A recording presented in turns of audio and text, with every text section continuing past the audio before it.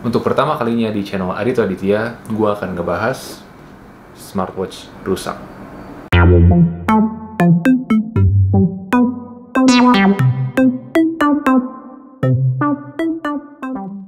Hey, what's up everyone? Back again with me Adito di channel Adito Aditya.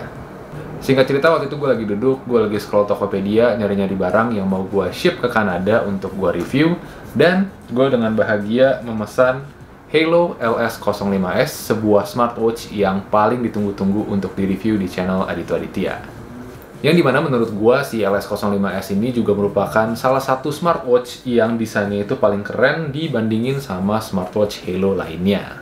Tapi, karena satu dan lain hal, dan didukung juga dengan keapesan gua, unit yang gua dapetin untuk si LS05S ini rusak.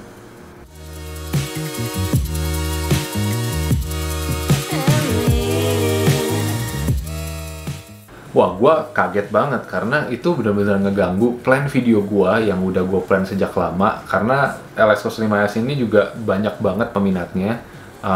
Banyak banget dari kalian yang pengen si LS05S ini di-review secepatnya di channel Adito, tapi barangnya end up rusak.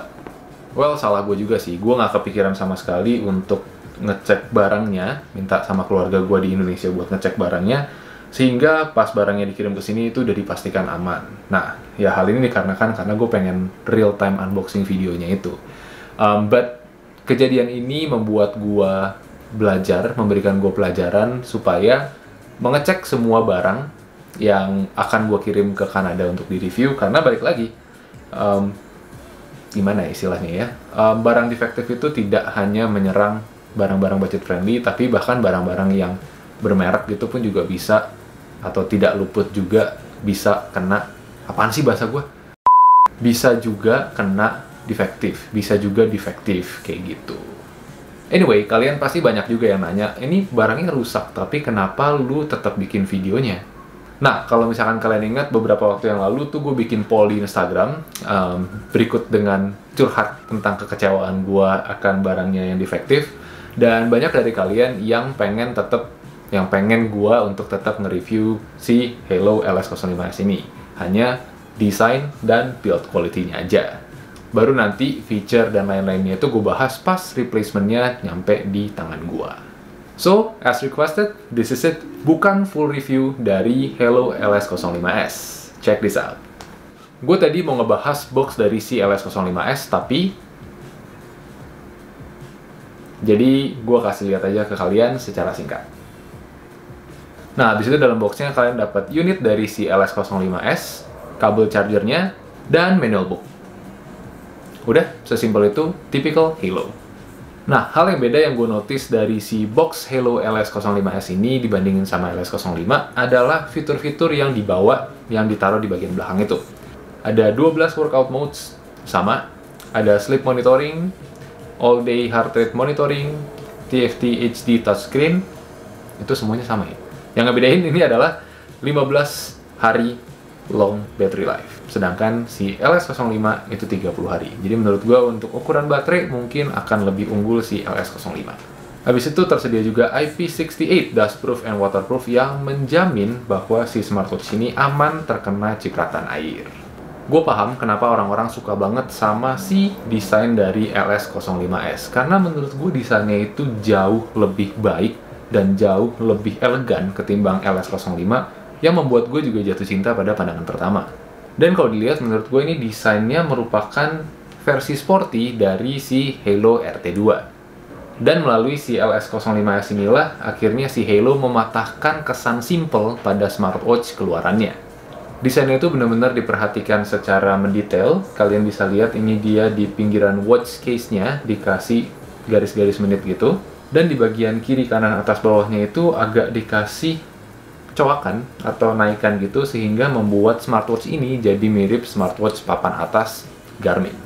Sama kayak Halo RT2, tombolnya itu terletak di bagian kanan dan terdapat 2 buah. Nah, tombol di atasnya itu dikasih aksen merah yang menandakan bahwa smartwatch ini sporty abis. Nggak penting, tapi keren.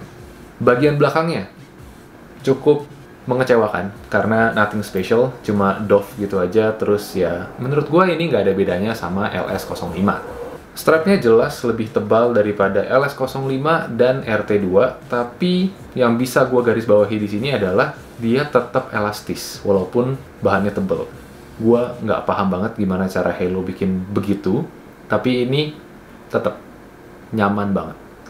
Buckle-nya ini bisa gue pastikan terbuat dari aluminium atau alloy, sehingga ya, build quality-nya pasti akan jauh lebih kuat daripada si pendahulunya Halo LS05. Kalau urusan kenyamanan, juara. Lubang di strapnya itu konsisten sama banyaknya dengan LS05 dari atas sampai bawah, yang memberikan kalian fleksibilitas untuk adjust senyaman kalian mau. Dan yang terakhir, safety loop-nya itu cuma ada satu, nggak kayak Eagle Tempo 3 Style yang punya dua. Udah sih, itu doang, karena smartwatch-nya nggak bisa nyala juga, dan mostly yang gue bahas itu kan isi dari smartwatch tersebut. Jadi kita tunggu aja barang yang benernya nyampe di tangan gue, dan gue akan kupas habis fiturnya.